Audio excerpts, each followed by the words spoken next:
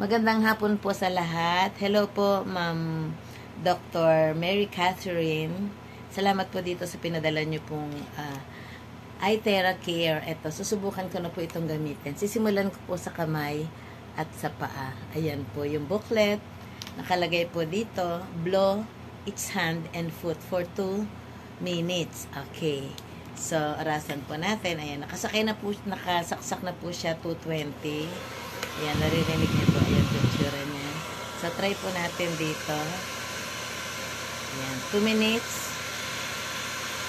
Sarap niya, mainit.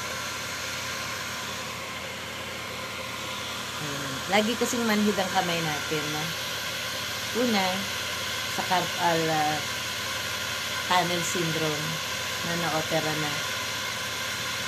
Tapos masakit pa rin. Masarap po niya.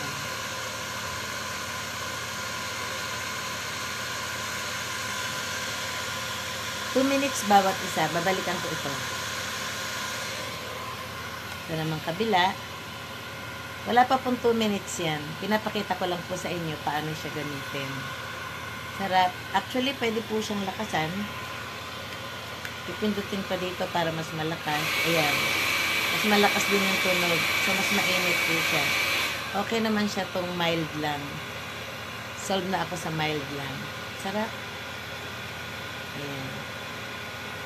Dito nakalagay, pwedeng gamitin sa buong braso.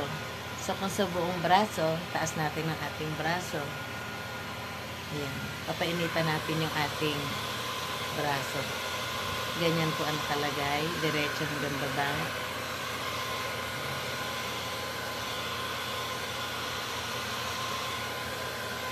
Masarap po yung init niya, nakaka-relax.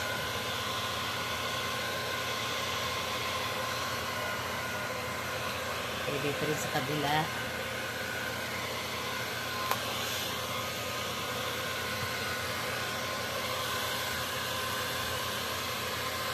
Masarap siyang gamitin. Pag daw sa bus, kailangan daw dito sa kilikili.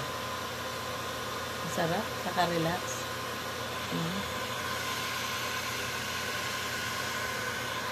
Sa kabila, tingnan natin. Panay-trial lang muna. Yung oras, di pa natin na ano.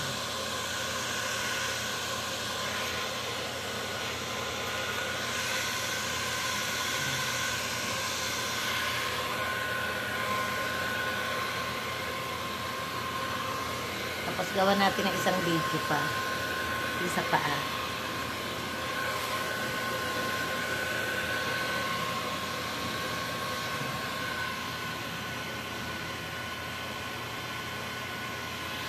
Sarap po ng pakiramdam.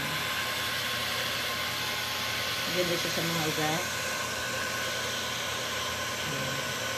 Gagawa tayo ng isa pang video para sa paa naman.